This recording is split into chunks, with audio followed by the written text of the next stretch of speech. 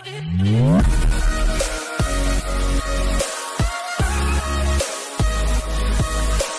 అందరికీ. ఈరోజు కొత్త వీడియో వచ్చేసి హంపి గురించి. సో, హంపి గురించి మొత్తం చూపిస్తాను. ఎక్కడ స్కిప్ చేయకుండా వీడియో మొత్తం చూడండి. చాలా బాగుంటాయి ప్లేసెస్ అన్నీ.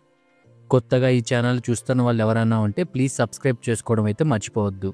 ఇక్కడ కనిపిస్తున్న ఈ లిస్ట్ మొత్తం హంపిలో మనం చూడవలసిన టెంపుల్స్ లిస్టు అండ్ అలాగే పక్కనే మ్యాప్ కూడా ఉంది. ఇవి 2 స్క్రీన్ షాట్స్ తీసుకోండి.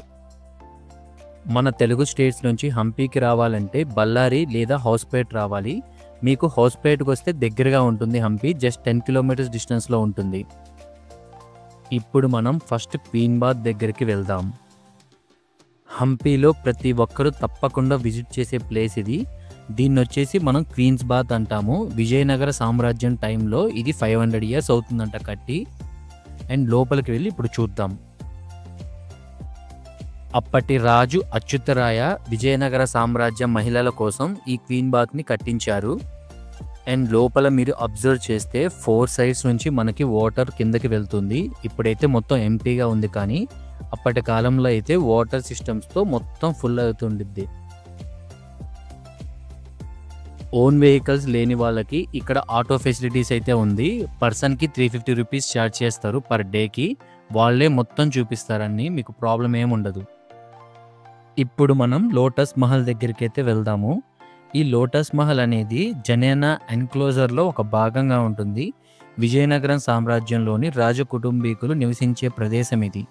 ఈ లోటస్ మహల్లో స్త్రీలు చుట్టూ కలవడానికి అండ్ వినోద కార్యక్రమాలు ఆస్వాదించడానికి ఈ ప్యాలెస్ని రూపొందించారన్నమాట.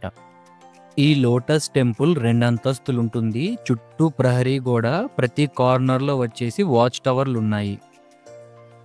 ఇప్పుడు దీని పక్కనే ఉన్న ఎలిఫెంట్ స్టేబుల్ దగ్గరికి వెళ్దాం.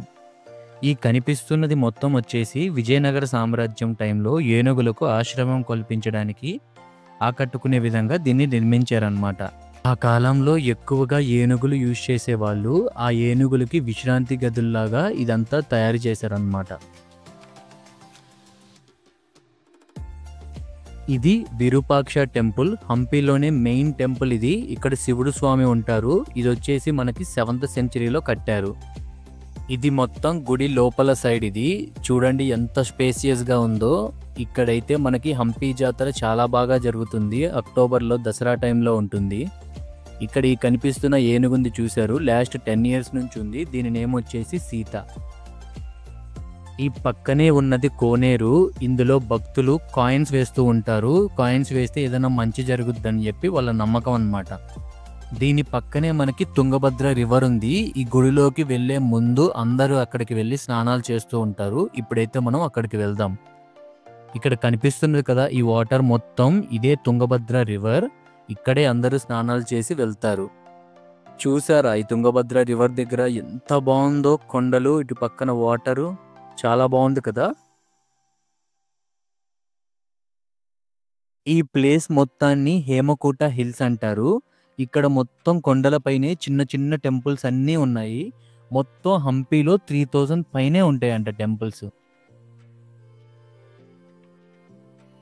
ఇప్పుడు మనం ఒక గుడి లోపలికైతే వెళ్దాము. లోపలంతా పాడుబడిపోయింది.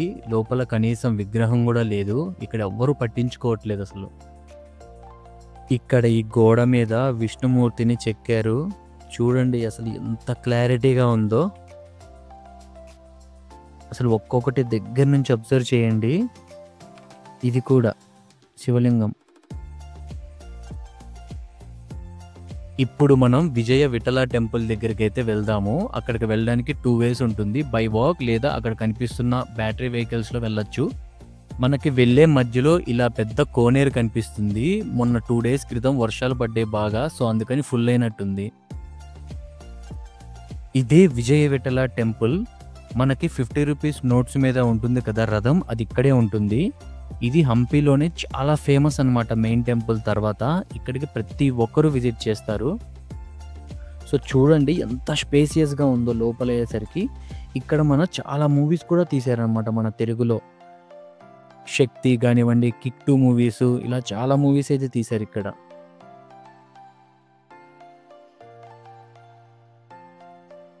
ఇదిగోండి 50 రూపీస్ మీద కనిపిస్తుంది కదా రథము, ఇదిగోండి ఎగ్జాక్ట్‌గా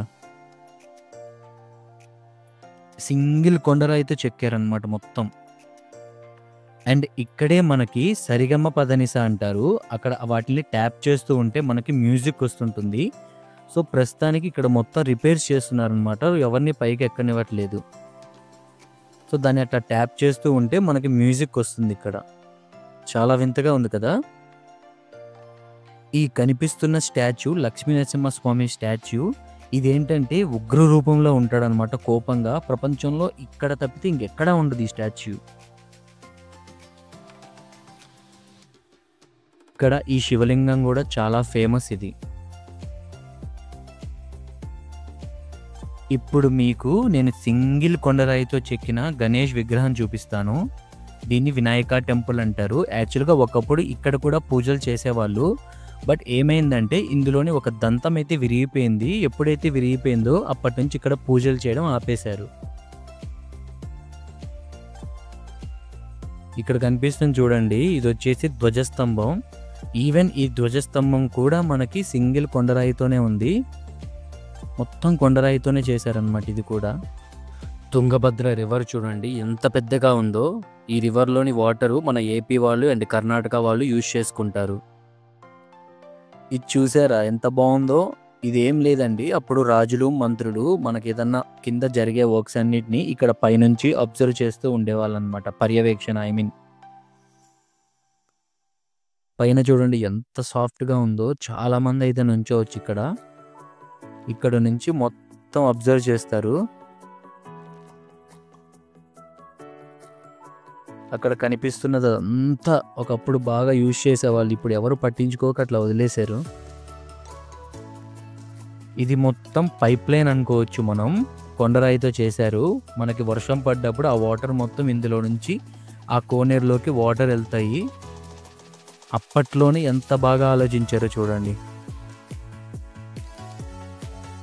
ఇప్పుడు మనం హజరా రామచంద్ర టెంపుల్ లోపలికి అయితే వెళ్దాము. ఈవెన్ ఈ టెంపుల్లో కూడా ఏమీ పూజలు అయితే జరగవు. బట్ ఇదొక ఫేమస్ టెంపుల్ అనమాట హంపీలోనే.